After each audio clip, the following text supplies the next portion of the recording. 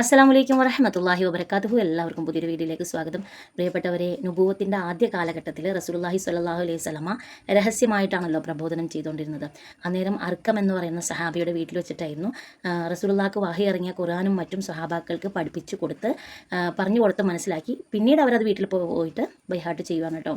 അപ്പോഴാണ് റസൂലുള്ളാഹി സ്വല്ലല്ലാഹു അലൈഹി വസല്ലമയെ വധിച്ചേ തീരൂ എന്നും പറഞ്ഞ് ഖുറൈശിയിലെ പ്രമുഖന്മാരുടെ വാക്ക് കേട്ട് ആവേശഭരിതനായിട്ട് കഅബയുടെ അടുത്തുനിന്ന് മുഹമ്മദിനെ സല്ലല്ലാഹു അലൈഹി വസല്ലം കൊന്നിട്ടേ ഞാൻ തിരിച്ചു വരുള്ളൂ എന്ന് പറഞ്ഞു വരുന്ന ഉമർ റളിയല്ലാഹു അൻഹുവിൻ്റെ വരവ് കണ്ടപ്പോൾ ഒരു സഹാബി, അദ്ദേഹവും ഇസ്ലാം സ്വീകരിച്ച നഈം എന്ന് പറഞ്ഞ സഹാബി പറയുന്നുണ്ട്, ഉമർ റളിയല്ലാഹുവിൻ്റെ വരവ് കണ്ടപ്പോൾ അദ്ദേഹത്തിന് എന്തോ പന്തികേട് തോന്നി.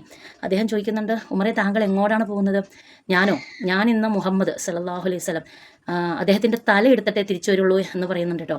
അപ്പോൾ പറയുന്നുണ്ട്, സഹാബി പറയുന്നുണ്ട്, ആദ്യം കുടുംബം നന്നാക്കിയിട്ട് പോരെ മറ്റുള്ളവരെ ആക്രമിക്കാൻ? കുടുംബമോ? എൻ്റെ കുടുംബത്തിൽ ആരാ എന്ന് ഉമർ റളിയല്ലാഹു അൻഹു ചോദിക്കുന്നുണ്ട് കേട്ടോ. വേറെ ആരാ? അങ്ങയുടെ സഹോദരി ഫാത്തിമയും ഭർത്താവ് സഈദും.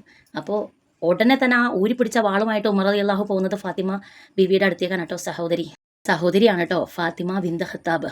ആ വീട്ടിലേക്ക് പോയി ആ വീടിൻ്റെ അവിടെ എത്താറാകുമ്പോൾ ഉമർ റളിയല്ലാഹു അൻഹു കേൾക്കുന്നുണ്ട്, ഫാത്തിമ ബീവിയും ഭർത്താവ് സഈദും ഖുർആൻ പാരായണം ചെയ്യുന്നുണ്ട് കേട്ടോ.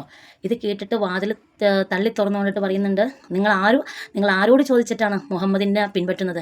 നിങ്ങൾക്ക് എത്ര ധൈര്യം ഉണ്ടായിട്ടുമാണ് ഇങ്ങനെ ചെയ്യാമെന്ന് പറഞ്ഞ് ആക്രോശിച്ച് ഫാത്തിമ ബീവിയുടെ ഭർത്താവിനെ പിടിച്ച് മർദ്ദിച്ചു, ഒരുപാട് രക്തം ഒലിച്ചു. അത് തടയാൻ നിന്ന ബീവിയെയും പിടിച്ച് തല്ലി. ബീവിയുടെ തലയൊക്കെ പൊട്ടി ചോര ഒലിച്ചു കേട്ടോ. കുറച്ച് നേരത്തിന് ശേഷം ഈ ക്രോധമൊന്ന് അടങ്ങിയതിന് ശേഷം ഉമർ റളിയല്ലാഹു അൻഹു പറയുന്നുണ്ട്, അതൊക്കെ അവിടെ നിൽക്കട്ടെ, നിങ്ങൾ എന്താണോ വായിച്ചുകൊണ്ടിരുന്നത് അതൊന്നും എനിക്ക് തന്നെ എന്ന് പറയുന്നുണ്ട് കേട്ടോ. അപ്പോൾ ഫാത്തിമ ബീവി പറയുന്നുണ്ട്, ഇതങ്ങനെ ശുദ്ധിയില്ലാണ്ടൊന്നും എടുക്കാൻ പറ്റുന്ന സാധനമല്ല, ഇത് കയ്യിലേക്ക് എടുക്കണമെങ്കിൽ ആദ്യം അങ്ങ് പോയിട്ട് വുളു ചെയ്യാനായിട്ട് പറയുന്നുണ്ട് കേട്ടോ. അതിനുശേഷം വുളു ചെയ്തു വന്നതിന് ശേഷം അത് വായിക്കുന്നുണ്ട്. സൂറത്ത് ത്വാഹയിലെ ഈ ആയത്താണ് കേട്ടോ അദ്ദേഹം വായിച്ചത്. നിങ്ങൾ അള്ളാഹുവിനെയും അവൻ്റെ പ്രവാചകനെയും പിൻപറ്റുക, വിശ്വസിക്കുക എന്നുള്ള ആയത്താണ് കേട്ടോ. അത് കേട്ടപ്പോൾ തന്നെ ഉമർ റളിയല്ലാഹു അൻഹു അറിയാതെ തന്നെ കലീമ പറയുന്നുണ്ട് കേട്ടോ.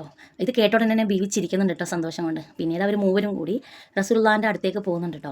റസൂലുള്ളാഹിൻ്റെ കൈ പിടിച്ച് ബയ്യത്ത് ചെയ്ത് മുസ്ലിം ആവുന്നുണ്ട് കേട്ടോ. ഇത് കണ്ടിട്ട് ഉമർ റളിയല്ലാഹുവിനെ കാണുമ്പോൾ തന്നെ റസൂലുള്ളാഹി അല്ലാഹു അക്ബർ എന്ന് പറയുന്നുണ്ട് കേട്ടോ. കാരണം റസൂലുള്ളാഹി മുന്നേ ദുആ ചെയ്താണ് അള്ളാഹുവിനോട്, രണ്ടാരിൽ ഒരു ഉമറിനെ കൊണ്ട് ഈ ദീൻ ശക്തിപ്പെടുത്തണേ അല്ലാഹ് എന്ന് പറഞ്ഞ് ദുആ ചെയ്തുകൊണ്ടിരിക്കുമ്പോഴാണ് ഉമർ റളിയല്ലാഹുവിൻ്റെ വരവ്. അപ്പോൾ പ്രിയപ്പെട്ടവരെ, ഇസ്ലാമിൻ്റെ പ്രാരംഭ കാലഘട്ടത്തിൽ തന്നെ എല്ലാവരും രഹസ്യമായിട്ട് ദീൻ പഠിക്കുകയും അതിലേക്ക് ദീനിനു വേണ്ടി ജീവിക്കുകയും ചെയ്ത മഹദിയായിരുന്നു കേട്ടോ ഫാത്തിമ ബിന്ത് ഖത്താബ്. അപ്പോൾ പ്രിയപ്പെട്ടവരെ, റസൂലുള്ളാഹിൻ്റെ കാലത്തിന് ശേഷം അബൂബക്കർ സിദ്ദീഖ് റളിയല്ലാഹു അൻഹുവിൻ്റെയും കാലഘട്ടത്തിന് ശേഷം ഉമർ റളിയല്ലാഹുവിൻ്റെ കാലഘട്ടത്തിലാണ് കേട്ടോ ബീവി വഫാത്തായത്. ബീവിക്ക് 4 ആൺമക്കളായിരുന്നു കേട്ടോ. പ്രിയപ്പെട്ടവരെ, പുതിയൊരു വീഡിയോ ആയിട്ട് വീണ്ടും കാണാം. അസ്സലാമു അലൈക്കും.